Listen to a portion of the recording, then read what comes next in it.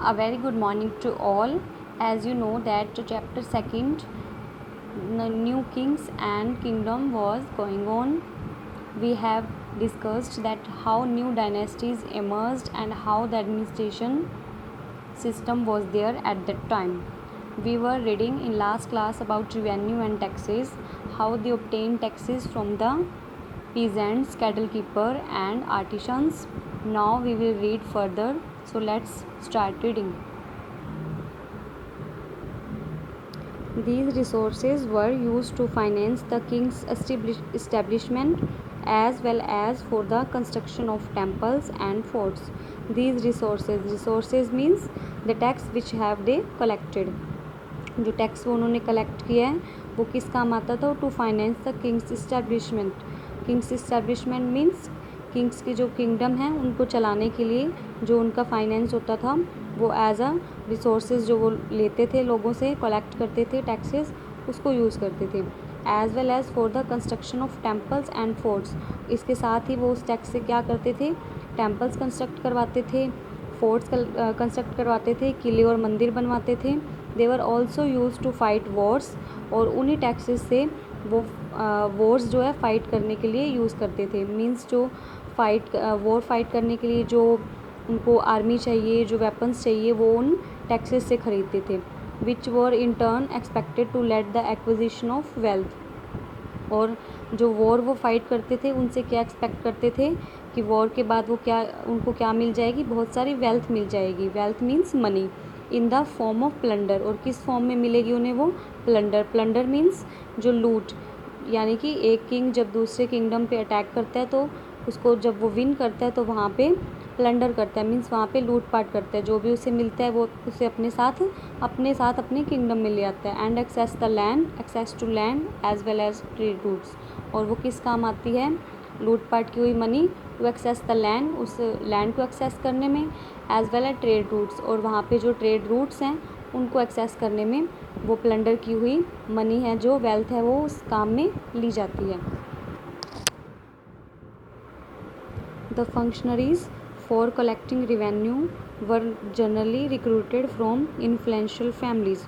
और जो tax collect करने के लिए जो पर्सन वहाँ रिक्रूट किए जाते थे वो नॉर्मल नहीं होते थे. वो कहाँ से लेते थे? From influential families. Means we can say they are from wealthy और जानी मानी बिग और रिच फैमिलीज़ हम कह सकते हैं. उन फैमिलीज से रिक्रूट करते थे. And the position were often hereditary. और वो जो उनकी पोजीशन थी ऑफन, ज़्यादातर क्या होती थी? Hereditary. Hereditary means if a father has a post and after the death of father his son got the same position. अगर किसी फादर के पास कोई पोजीशन है तो उसकी डेथ के बाद उसके बेटे को ही सेम पोजीशन दी जाएगी. Means in family to family वो आगे बढ़ती जाएगी hereditary post. This was true about the army as well. और ये भी सच किसके बारे में भी था? आर्मी में भी सेम हेरिडिटरी पोस्ट होती थी. मीन्स अगर फादर किसी जॉब में या उसको जॉब रिक्रूट करते हैं उसके बाद उसके सन को वही जॉब मिल जाती है after his death. In many cases close relatives of the king held this position. और ज़्यादातर केसेस में क्या होता था? जो किंग के क्लोज रिलेटिव हैं उनको ऐसी बड़ी बड़ी पोजीशन दी जाती थी. मीन्स नॉर्मल लोग हैं, जो ऑर्डिनरी पीपल हैं, उनको बड़ी पोस्ट नहीं मिलती थी. किंग के जो क्लोज रिलेटिव्स हैं उनको मिलती थी. और फिर वो पोस्ट हेरिडिटरी हो जाती थी. मीन्स फिर उन्हीं की फैमिली मेम्बर्स को आगे से आगे वो पोस्ट मिलती थी. ऑर्डिनरी पीपल कभी भी उन पोस्ट तक नहीं पहुंच पाते थे. The next topic is prashastis and land grant. Prashastis, what is prashastis? Prashastis were written detail about the rule and the personality of the ruler. It can be written on walls, stones and pillars, anywhere. What is written in it? Prashastis contain details that may not be literally true. प्रशस्तिस पे जो detail लिखी होती है that might not be true, वो ज़रूरी नहीं है कि वो सच हो. But they tell us how the ruler wanted to depict themselves. लेकिन वो हमें क्या बताती है? How the ruler wanted to show himself for the people. इससे पता चलता है कि वो जो रूलर है अपने आप को कैसे शो करना चाहता है वो क्या लिखवाना चाहता है अपने बारे में, ये हमें प्रशस्ति से पता चलता है। मीन्स जो प्रशस्ति पे लिखा है वो कम्प्लीटली ट्रू नहीं होता, बट उससे हमें ये पता चलता है कि उस टाइम जो रूलर था, जो प्रेजेंट किंग था, वो अपने आप को कैसे शो करना चाहता था। As a valiant, valiant means brave, victorious warrior means जीतने वाला विजेता या योद्धा। For example these were composed by learn Brahmans, और ये किसके द्वारा कंपोज करते थे, who compose this prashastis, Brahmans, learn Brahmans. Who occasionally helped in the administration, जो कि ओकेजनली मीन्स रेयरली, कभी कभार ही वो एडमिनिस्ट्रेशन में हेल्प करते थे। मीन्स जो प्रशस्तिज हैं वो किससे कंपोज करवाई जाती थी, ब्राह्मण से। लेकिन ब्राह्मण्स को कुछ भी पता नहीं होता था एडमिनिस्ट्रेशन का, क्योंकि वो रेयरली एडमिनिस्ट्रेशन में हेल्प करते थे। मीन्स उनका काम तो पूजा पाठ, रिचुअल्स वगैरह परफॉर्म करना था, बट प्रशस्तिस उनसे लिखवाते थे जिन्हें बिल्कुल भी नॉलेज नहीं थी कि किंगडम में क्या हो रहा है। लेकिन वो किसके कहने पे लिखते थे, एज रूलर इंस्ट्रक्टेड देम, जैसा कि रूलर उन्हें इंस्ट्रक्ट करता था वैसे वो प्रशस्तिस में डिटेल डिपिक्ट करते थे।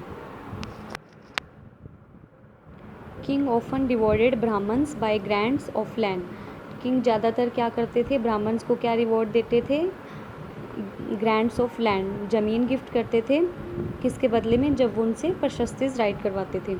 These were recorded on copper plates, और ये जो रिकॉर्ड रखा जाता था गिफ्ट देने का, जो लैंड गिफ्ट करते थे, ये कॉपर की प्लेट्स पे रिकॉर्ड करते थे, which were given to those who receive the land, और ये प्लेट्स किन को दी जाती थी, जो कि उस गिफ्ट को रिसीव करता था या उस लैंड को रिसीव करता था। Here the picture is given, you can see here, these are copper plates.